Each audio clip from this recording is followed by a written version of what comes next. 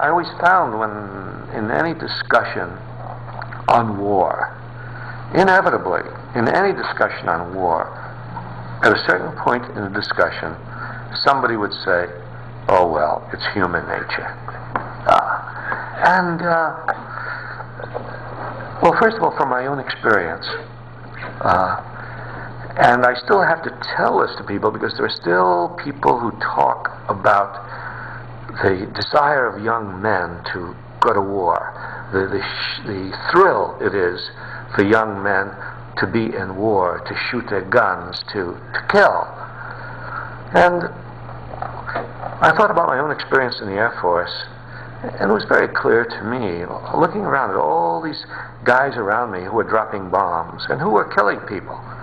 It did not come from inside. It did not come from, oh God, how good it would be to kill some people today. There was no urge to kill, even though they were the enemy. No. What it came from was simply we had been trained. And also we had been told it's a good war. We've been told we're the good guys, they're the bad guys. It'll be bad if they won, it'll be good if we win. We've got to drop the bombs, and so we'll do it, and we'll do it as well as we can. But there was no spontaneous urge to kill.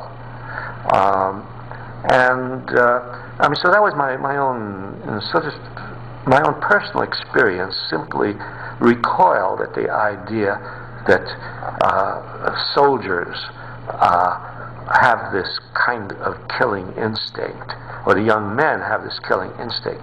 And then when I got away from my own experiences and just began to study history and the history of wars, something else became clear to me, and that is wars don't take place out of the rush of a population demanding war. It isn't the population that demands war, it's the leaders who demand war and who prepare the population for war. I mean, it's World War I. I mean, you didn't have the American people clamoring for the United States to go to war. Not at all. In fact, if anything, it was the opposite. People did not want to go to war. That's why Woodrow Wilson, when he was campaigning in 1916, the war in Europe was on, and the question was, will the United States get into it? And Wilson, campaigning in 1916, and knowing that this would be a popular thing to say, said no.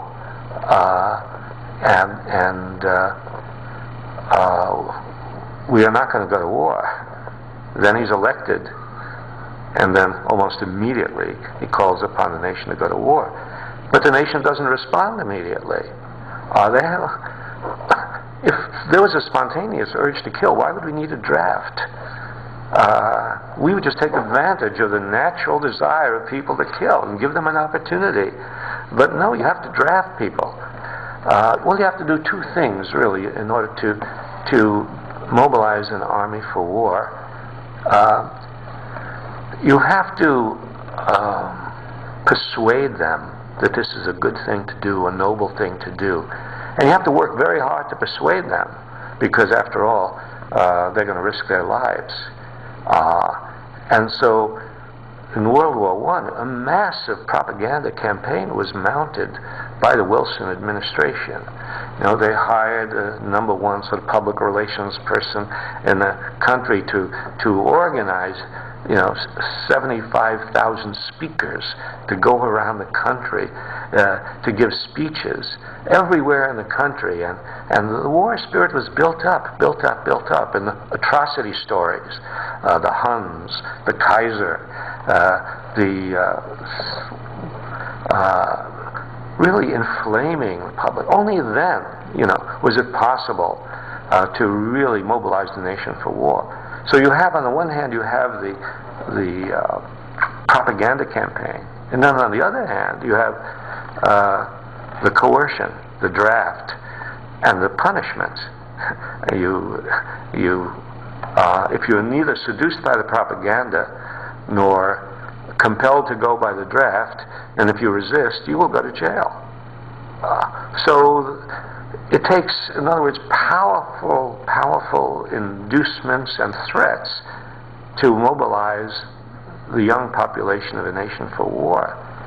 And if you had a spontaneous urge for war, you wouldn't have to do that.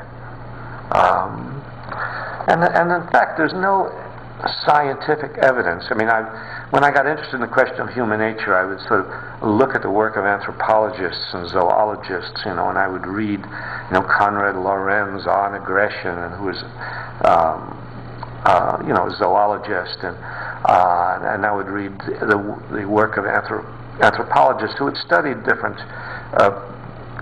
groups of people, primitive tribes, as we call them, and it was clear to me from looking at the works of anthropologists, there were some tribes that were fierce and some tribes that were peaceful. It clearly wasn't a universal quality. It depended on the conditions under which they lived. And this guy, Colin Turnbull, wrote books about the forest people and the mountain people. And the forest people, the pygmies in the forest, lived under the kind of conditions which made them violent. The people in the mountains were living under different kinds of conditions, and they were peaceful. So, I just didn't see any scientific evidence. And even when, somebody would, refer me to the work of a scientist like E.O. Wilson, Edward Wilson at Harvard, who wrote a book about sociobiology, and then he wrote a book on human nature. And you say, well, look, here's a very smart scientist, and he believes in the instinct for aggression. And so I read his book, E.O. Wilson's book, and when I read it, it was very clear to me that no, that's not quite true. That Wilson, even though he talks about a propensity for aggression, says the environment determines whether any kind of propensity that you have is acted out. And also the word aggression is a very ambiguous term because you can take out your aggressions in many ways. You don't have to take it out by killing people. And all subject to environmental circumstances. So to me, what was clear was that there was a very, very important political consequence of this belief in human nature as the basis for war and violence. Because the consequence of believing that wars come as a result of human nature is to place the blame for wars on individual people, on the citizenry, and to take away the blame from the leaders of the nation who are driving the country into war. Which is probably why they use the term human nature. That's right. That's right. So it then became very important for me to knock down, argue against that idea whenever I could. Because it's an idea so deeply ingrained in people, because it's of course has this insidious effect of turning their attention away from the policymakers towards themselves. It's like telling the poor that you're poor because of your own faults and not because you live in a society in which the wealth is distributed very unjustly.